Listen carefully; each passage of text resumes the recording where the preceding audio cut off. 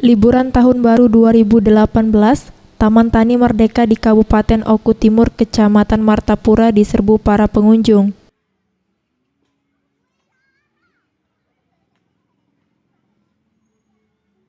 Rata-rata orang tua mengajak anak-anak mereka datang ke taman ini. Cukup banyak fasilitas mainan yang ada. Namun, menurut pengunjung yang datang menghabiskan liburan di sini mengungkapkan, fasilitas permainan anak-anak ada yang sudah rusak.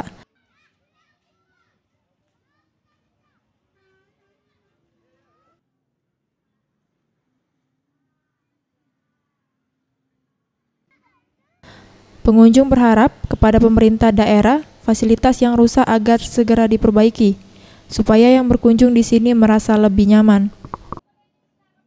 Enggak kayak biasanya ini karena tahun baru. Enggak. Ini juga walaupun udah banyak rusak ini juga masih tiap minggu liburan rame terus. Karena sini lagi perkumpulan anak. Ya, kalau harapannya mah ke depannya ya cari yang lebih baik, lebih bagus dah. Biar peminat pengunjungnya tambah rame gitu loh ke depan. Imam Tasrul, Sriwijaya TV.